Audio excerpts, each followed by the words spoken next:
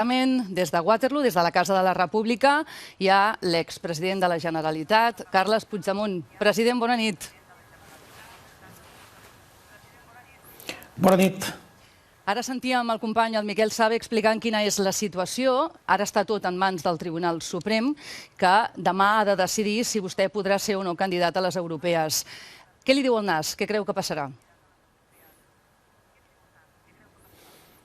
Tot és molt incert, perquè tractant-se de l'estat espanyol i en particular de la justícia espanyola, tota previsió és un pur exercici d'especulació gratuïta. També podria ser que el Tribunal Suprem decidís retornar la pilota al contenciós administratiu.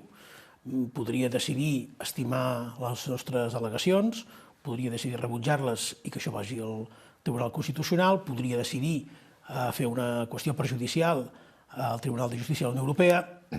No ho sabem. I com que ens tenen acostumats a prendre decisions que sovint s'allunyen de la lògica jurídica, el millor és ser molt prudent. La Fiscalia de moment els ha donat la raó. Això el fa ser una mica més optimista en aquest cas? No, perquè la Fiscalia també demanava l'excarceració d'en Joaquim Forn i al final el jutjat no li va fer cap mena de cas. Tenen previst, president Puigdemont, querellar-se contra la Junta Electoral i també contra el Suprem per prevaricació, en aquest cas? Tenim previst d'esgotar tots els mecanismes, els recursos que tinguem a l'abast per defensar els nostres drets polítics, no només els nostres. Estem defensant el sufragi actiu i el sufragi passiu. El sufragi passiu de nosaltres poder-nos presentar, perquè no tenim els nostres drets polítics limitats, a unes eleccions, i el sufragi actiu de tota aquella gent que tenia intenció de votar-nos com a candidats al Parlament Europeu. Per tant, això ens obliga fins i tot a defensar fins a les darreres conseqüències aquests drets que són de manera matossera, trepitjats, violats.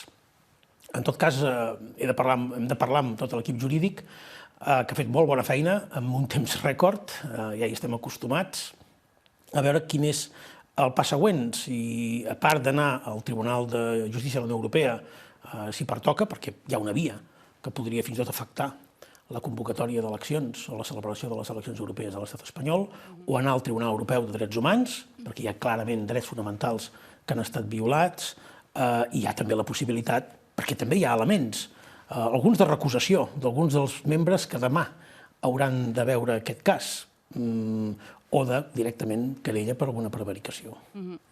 Vostè ha dit en diverses ocasions que l'estat espanyol el vol silenciar. En quin sentit ho diu això i per què? Em sembla que és bastant clar. Quan resulta que els únics caps de llista número 2 i número 3 que l'estat espanyol exclou d'aquestes eleccions som nosaltres, em sembla que moltes ganes de que parlem no tenen, diria jo. Vaja, generalment quan et volen apartar d'una candidatura sense cap fonament jurídic, no és perquè tinguin ganes de que t'expliquis.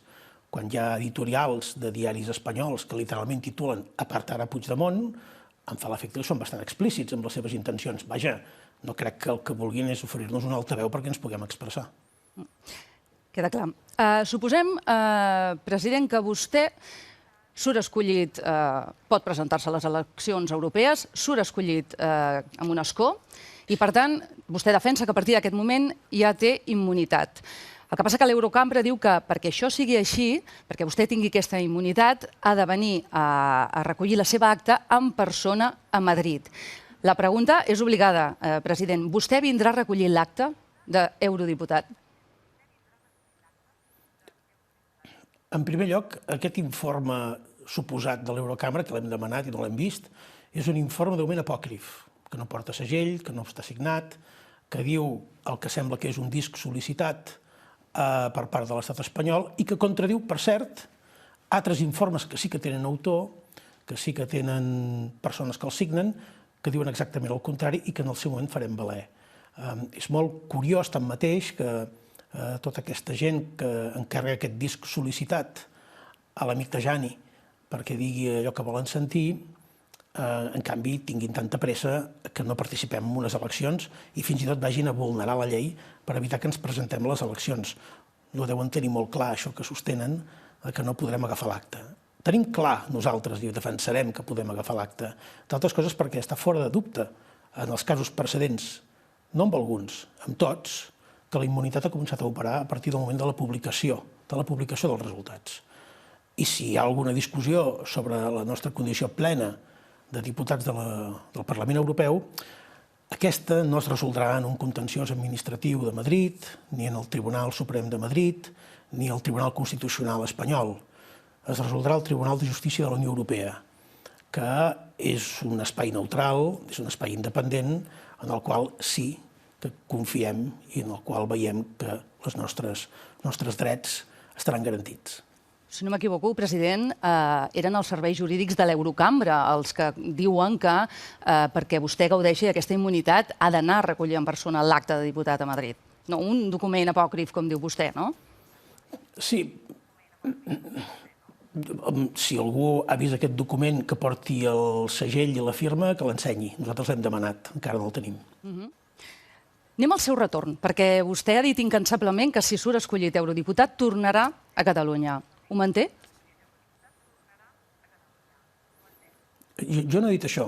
Jo he dit que si surto escollit, jo tindré immunitat i que si l'estat espanyol respecte al rule of law de la Unió Europea hauria d'assegurar i garantir que jo puc actuar també a l'estat espanyol com a diputat electe, com a parlamentari del Parlament Europeu, en igualtat de condicions que la resta de països de la Unió Europea. La pregunta és, i estaria bé que la formulessin els responsables polítics espanyols, pensa l'estat espanyol respectar l'estat de dret europeu i, per tant, respectar la immunitat d'un parlamentari escollit? Sí o no? És senzilla la pregunta. Per tant, entenc que si no hi ha garanties d'això que vostè diu, no tornarà a Catalunya. Si no hi ha garanties, qui té un problema és l'estat espanyol. És a dir, estem donant per fet, estem naturalitzant, estem veient amb indolència com l'estat espanyol, per raons d'interès nacional, és capaç de contradir, de no respectar l'estat de dret de la Unió Europea. Estem dient això? Doncs si estem dient això, Espanya té un problema. I, per tant, la iniciativa ciutadana popular per demanar l'aplicació de l'article 7 de la Unió Europea a l'estat espanyol cobra encara més sentit. Si és eurodiputat, si no m'equivoco, crec que vostè ha de renunciar a l'escó al Parlament de Catalunya.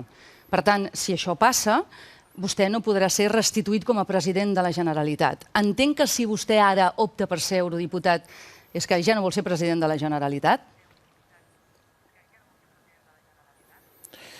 Emili, jo no vaig renunciar a la restitució. El dia 30 de gener jo estava a punt per ser investit president i no vaig ser jo que vaig renunciar-hi. Vaja, crec que va quedar bastant clar.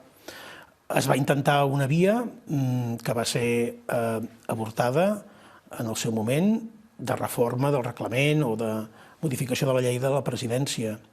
Al mig va haver-hi una suspensió dels meus drets, dels meus drets polítics com a diputat, una suspensió que jo tinc contestada als tribunals per part del senyor Llarena, a la qual se li va donar llum verda en aquestes condicions, en la tramitació de la reforma de la llei del Parlament, que no sé exactament el calendari que està previst per a la seva finalització.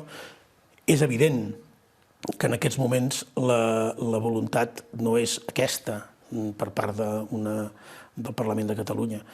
Nosaltres hem estat defensant sempre que en totes les possibilitats que hi hagi estem a disposició que el Parlament voti la investidura.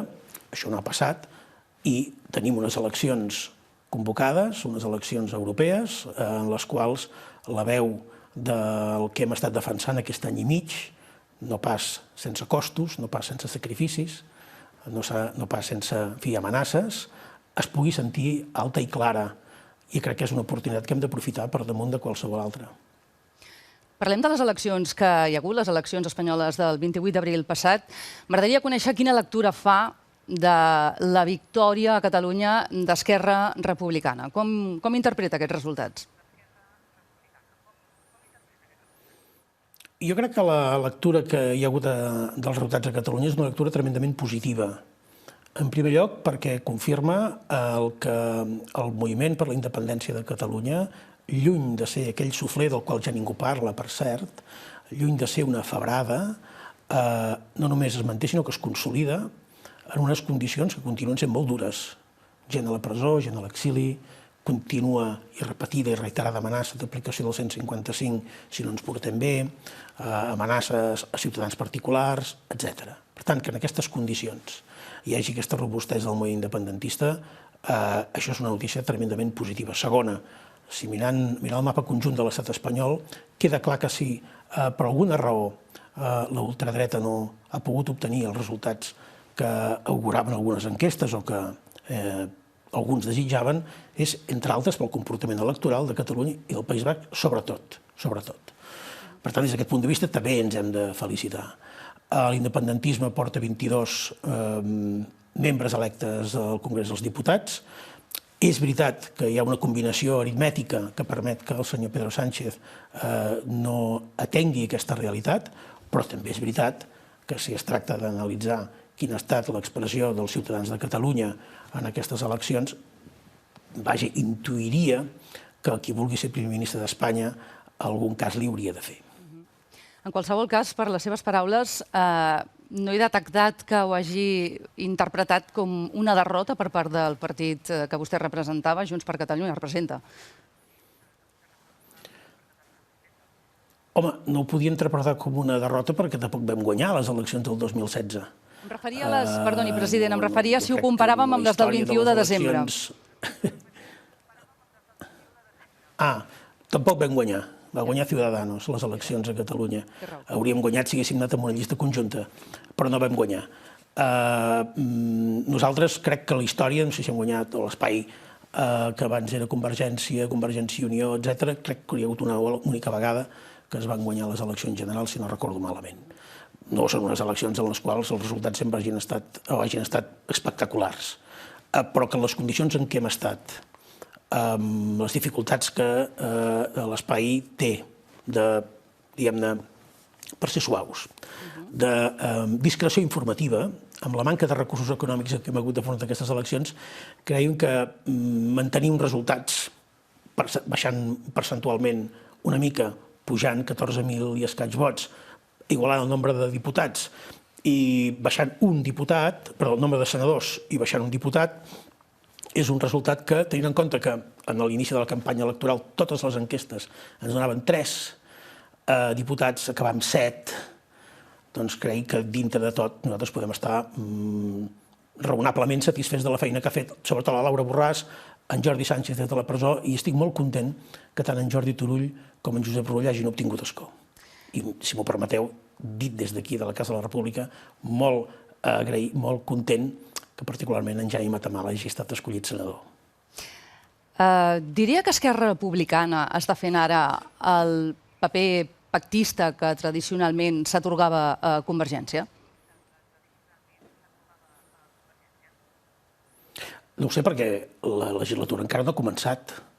I, per tant, jo sempre em prefereixo veure els fets, més que les percepcions o els apriorismes.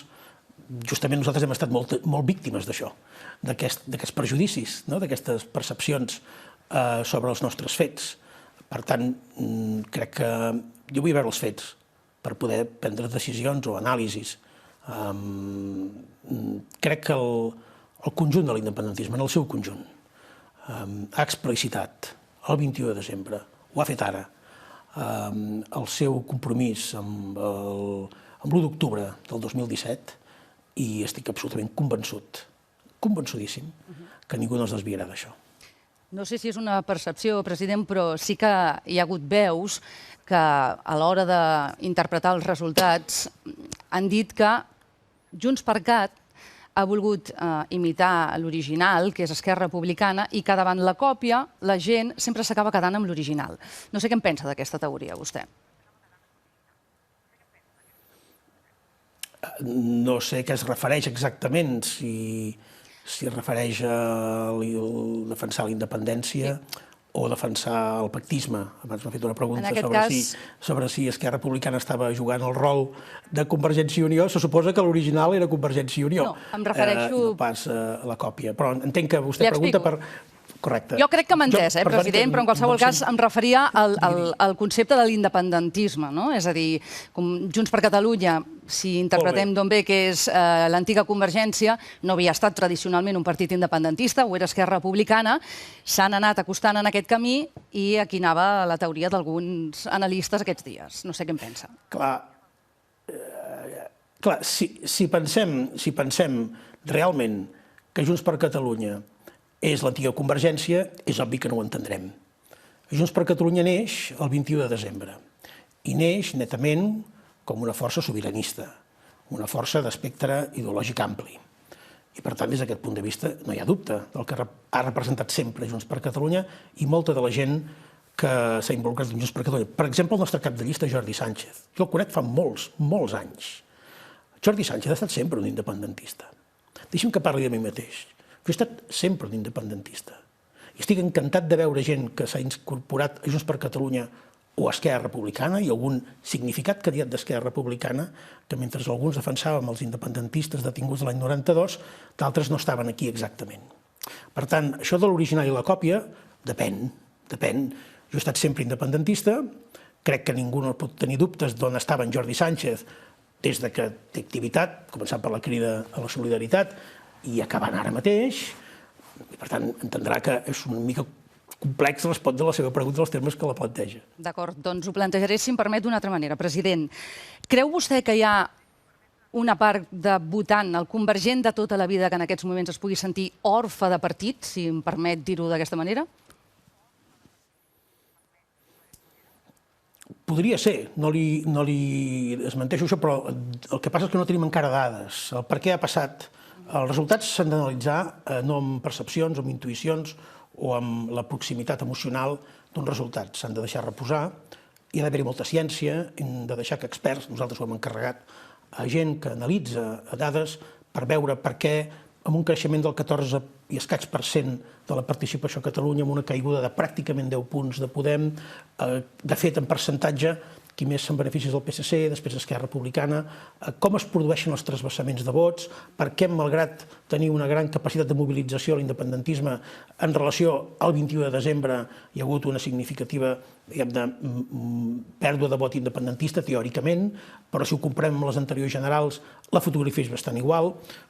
Crec que hi ha prou complexitat, passen coses prou rellevants, prou importants, com perquè l'anàlisi sobre el resultat, què ens ha passat, a tots, el fem sobre dades molt més científiques que no pas intuïtives o d'anàlisi, diguem-ne, mediàtica. D'acord.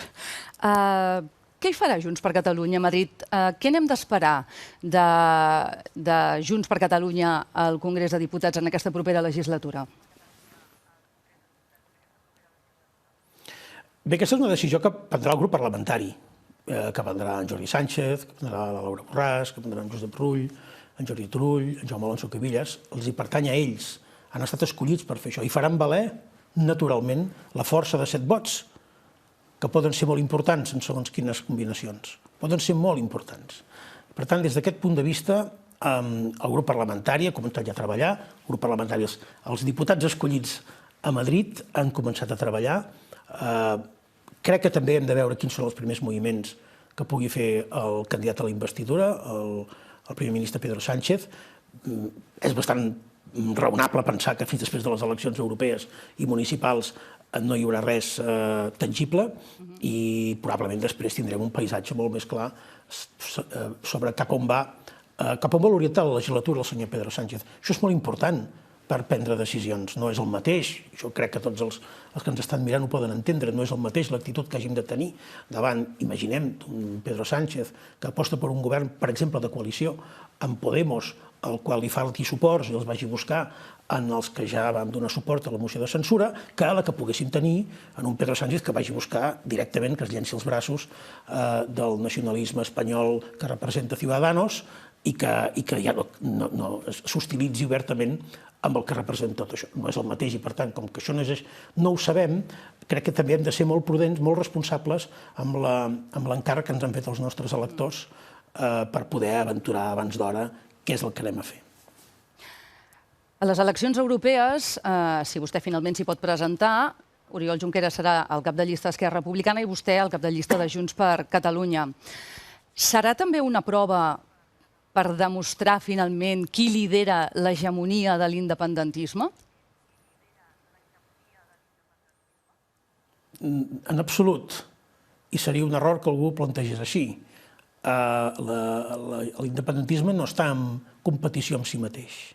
L'independentisme en el seu conjunt, i l'independentisme sobretot el representen els 2 milions i escaig que van votar a favor i que es van mobilitzar l'1 d'octubre, és molt divers i no està en conflicte amb si mateix. Pot tenir visions diferents, pot tenir prioritats i estratègies diferents, però l'independentisme no està en conflicte en si mateix. Estem en conflicte amb un estat autoritari, que ens té a la presó i a l'exili, que cada vegada que intentem treure el nas tenim una amenaça o directament una prohibició. Aquest és el veritable conflicte. I el que hi haurà en joc a les eleccions europees ja no només no serà aquest conflicte entre una Catalunya republicana i un estat espanyol, una monarquia autoritària. Ara, després de la decisió de la Junta Electoral Central, és també un combat per la democràcia. I més que mai, els electors, no només a Catalunya, sinó a tota Espanya, perquè és circumscripció única, tindran la possibilitat també o de ratificar el veto de la Junta Electoral o dir no.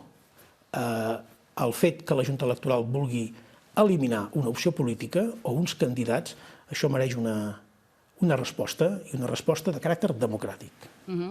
Ara que vostè comentava precisament de què passarà amb el PSOE, amb Pedro Sánchez, amb qui voldrà o no fer govern, Miquel Iceta deia que no negociaran amb ningú, si més no deia que no negociaran fins que no hi hagi eleccions a Catalunya. Miquel Iceta no troba que el president Quim Torra sigui un bon interlocutor? Això li hauria de preguntar al senyor Miquel Iceta si considera o no que el president escollit pel Parlament de Catalunya és un bon interlocutor o no. Si això acaba sent així, seria una pèssima notícia. Voldria dir que el senyor Pedro Sánchez utilitza els calendaris electorals com a eina per defugir responsabilitats. Li acaben de donar, les eleccions espanyoles han sigut ara. La política espanyola l'han encarregat els votants d'arreu de l'estat espanyol en els seus responsables polítics. Els problemes són ara. Deixar perdre el temps, deixar passar el temps, fins que hi hagi un dia en què els resultats d'unes eleccions al Parlament de Catalunya coincideixin amb els interessos del govern espanyol, no només és una greu irresponsabilitat, sinó que és una flagrant covardia, una flagrant manca de coratge. És d'alguna forma fer trampes. Com que no ens agraden els resultats, com que no ens agrada el govern que democràticament ha escollit el Parlament de Catalunya, li farem la vida impossible, l'estigmatitzarem, el criminalitzarem, l'irem desgastant, mirarem que li faltin els recursos perquè un govern pugui governar en condicions normals i després, quan potser els electors s'encansin i votin una altra cosa, potser aleshores ens decidirem des de l'estat espanyol a fer política. Home, quina mena d'aixecada de camisa és aquesta? Crec que els hi hem d'exigir, ja que han guanyat les eleccions, ja que han tingut un important suport de votants catalans, ja que han dit que era el moment del diàleg, que facin el favor d'assumir la seva responsabilitat. Això de defugir-la fins que eventualment un dia hi hagi eleccions, i li vull recordar al senyor Iceta i a tothom que especuli amb aquest escenari que la legislatura catalana no fa pas tant de temps que ha començat, que en democràcia les legislatures duren 4 anys, llevat que el senyor Miquel Iceta no estigui pensant aplicar un altre 155 per tornar a canviar les decisions polítiques dels catalans i posar, aleshores sí, un govern titella de la Moncloa i del 155 per fer i desfer. No sé si està dient això, però en tot cas els electors catalans van votar el 21 de desembre, queda legislatura i el que hauríem d'exigir al govern d'Espanya és que fos lleial a les institucions. I si no li agrada una institució perquè està presidida per algú que no coincideix amb ell, el que ha de fer com a demòcrata, si és que té compromís demòcrata fora de dubte, és respectar i col·laborar, perquè el que està en joc no són les majories polítiques. El que està en joc és el benestar dels ciutadans de Catalunya. I si al senyor Miquel Iceta li importen alguna cosa, alguna coseta, el benestar dels ciutadans de Catalunya, dels 7 milions i mig, el que ha de fer és posar-se a treballar ara mateix perquè el govern espanyol passi de ser un fre i posar pals a les rodes a ser un col·laborador del govern de Catalunya. que passa, president, que veient on som avui i amb tot el que ha passat, vostè és optimista amb totes aquestes peticions que està fent avui mateix en directe al fax? Home, m'ho està preguntant amb algú que porta un any i mig vivint a l'exili, que he hagut d'aguantar de tot, que estic aguantant de tot i que continuo endavant, i que continuo plantant cara. I, per tant, si jo no fos optimista, creiem que m'hauria rendit faria molt de temps, i no creiem que estic lluny de rendir-me. Està seguint el judici des de Waterloo? Sí, l'estic seguint sempre que puc, no sempre el puc seguir sencer, però sí que, a més, procuro que un dels meus col·laboradors cada dia em faci un informe diari de tot el contingut del judici, i el vaig seguint també a través d'advocats, companys que van a veure els amics que tenim empresonats, en fi, tinc un contacte absolutament directe. Doncs miri, li tornaré a demanar si és més optimista avui que al febrer quan va començar el judici o som allà mateix. A veure, pel que fa a confiança en el respecte a les garanties, avui som més pessimista perquè he vist com s'han anat trepitjant i vulnerant garanties dels nostres companys. Al febrer podríem presumir que potser seria un judici amb un esforç per protegir les garanties de tots ells. Ara hem vist que això no ha sigut així. I, a més, més pessimista en el sentit que, a mesura que ha anat decaient, que ha anat caient l'arquitectura artificial d'una causa de rebel·lió, perquè no hi ha crim, per tant no hi ha proves, els testimonis, alguns d'ells és que es poden fins i tot utilitzar per desmentir aquesta acusació, i tanmateix l'acusació es manté, la presó es manté, i per tant la gravetat sobre el que els pugui passar es manté intacta. I en aquest sentit, optimistes no en podem ser. Ara, esperançats sí. Esperançat sí, perquè a mesura que va avançant el judici van decaient tots els elements que planaven com a amenaces objectives en l'informe dels fiscals i es van transformant, en fi, en decorats de cartó pedra, en parets de pla dur que no han resistit ni tan sols els seus propis testimonis. Això, en un estat de dret, en una democràcia plena, hauria de conduir a la mateixa decisió que va conduir la Cort Suprema del Tribunal de Schleswig-Holstein. És a dir, aquí no hi ha cas de rebel·lió. I, per tant, aquests senyors no hi fan res a la presó. I aquests senyors no se'ls pot afectar tan greument la vida acusant-los d'un dels pitjors crims que hi ha al Codi Penal espanyol. Demà l'ANC ha de votar el seu nou full de ruta que comprèn que si el judici, finalment, si el judici acaba amb una sentència condemnatòria, l'ANC demana que es vagi a eleccions i si el 50% dels vots són independentistes, es vagi automàticament a una DUI, és a dir, a una declaració unilateral d'independència. M'agradaria conèixer si és del seu parer, això també, si vostè hi està d'acord. La darrera vegada que vaig parlar amb la presidenta de l'ANC, la informació que jo tenia no era exactament aquesta que diu, però en qualsevol cas, perquè hi ha algunes coses que són matisadament diferents.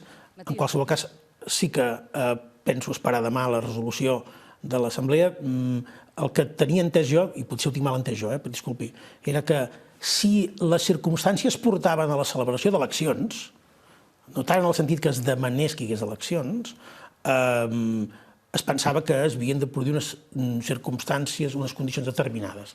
Però potser ho tinc mal entès jo i, per tant, permetin que esperi conèixer demà quina és la decisió de l'Assemblea Nacional Catalana, que, com sempre, té tot el dret del món a fer les seves propostes, com altres actors polítics i socials a Catalunya tenen dret a fer la seva proposta. Demà, quan conegui el que aprovi l'Assemblea, podrem parlar-ne amb més coneixement de causa.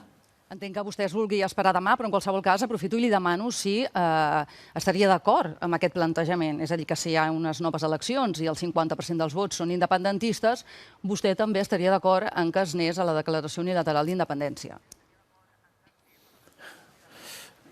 A veure, veurem què es decideix. 2, a mi el que m'interessa és què decideix el meu Parlament. 3, el meu Parlament, el que ens representa, va decidir una cosa molt clara a l'octubre del 2017. 4, em sembla que queda fora de tot dubte que si en unes eleccions referèndum, consulta de qualsevol mena, hi ha més del 50% del vot a favor d'una proposta, entenc que no hi ha discussió sobre quina és la voluntat majoritària dels ciutadans d'un país. Per tant, sobre això no hi hauria discussió sobre si és que es plebiscita un mandat, que no sé si ha de ser el cas, i obté un suport d'aquesta naturalesa, en absència d'un acord per fixar les condicions en què s'hauria d'implementar un resultat, en tots els referèndums del món, tenir un vot més que la resta és suficient. Però que no... Això no estic dient que conegui el full de ruta de l'ANC, que em sembli bé, que em sembli malament. El que estic dient és que si en algun moment algú, al Parlament de Catalunya, decideix que, o el govern de Catalunya decideix que ha de convocar una consulta o ha de llegir els resultats d'una manera que considera determinada, les regles del joc en democràcia sempre són les mateixes, no han canviat. Vaja, no, en la democràcia on jo estic vivint ara són aquestes, no crec que siguin diferents per les altres democràcies de la Unió Europea. Vaig acabant. El Tribunal Superior de Justícia de Catalunya ha citat el president Quim Torra el pròxim 15 de maig, si no m'equivoco, perquè la Fiscalia l'acusa de desobediència per haver despenjat massa tard la pancarta en favor dels presos. Creu que hi ha risc que l'inhabilitin? Li podria respondre, crec que ha estat la primera pregunta que m'ha formulat amb la mateixa resposta. Davant de l'estat espanyol, la justícia de l'estat espanyol, com que no hi ha garanties, com que està profundament polititzada, com que hi ha un biaix ideològic de molts dels seus membres, alguns d'ells de manera explicitada, reconeguda, fa que una decisió que, analitzada des del punt de vista tècnic, podria ser fàcil, aquí no hi ha hagut cap tipus de falta, entrats en aquest laberint incert, una mica fantasiós, que és la justícia espanyola, pugui passar absolutament de tot. No hauria de passar, però estem parlant de justícia espanyola. Si això passés, president, vostè va escollir Quim Torra perquè ocupés el càrrec de president. Si inhabilitessin l'actual president de la Generalitat, tenen algun nom a qui posarien o què passaria? El president Torra el va escollir el Parlament de Catalunya. Però vostè el No el vaig escollir jo. D'acord. Va escollir el Parlament de Catalunya. Però a vostè ja li semblava bé, diguéssim, no? I em sembla que... Esclar que em semblava bé. Esclar que em semblava bé. Només faltaria. Per tant, no el va triar vostè, president? Va proposar el president Torra.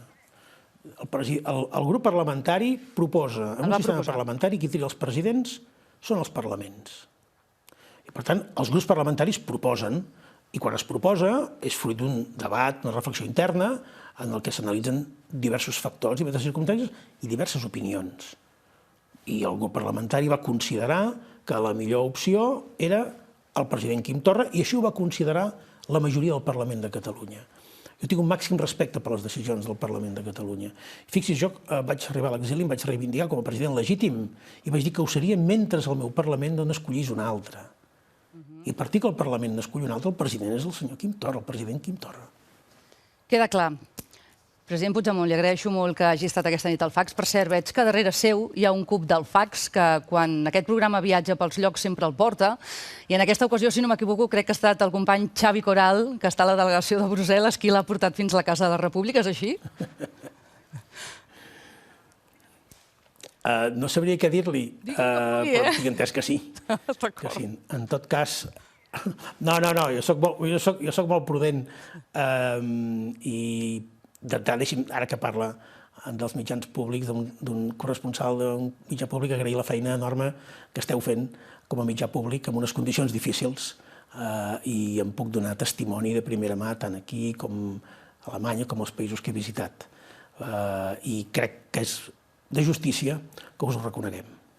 Li agraeixo molt, president, que aquesta nit hagi volgut estar en directe al Preguntes Freqüents i seguirem pendents de veure què decideix el Tribunal Suprem de si el deixa o no presentar-se a aquestes eleccions, però en qualsevol cas vostè ja ha dit que farà campanya. Això és així. Absolutament cert. Que vagi bé. Bona nit, president. Gràcies. Bona nit, bona nit. Les paraules del president Carles Puigdemont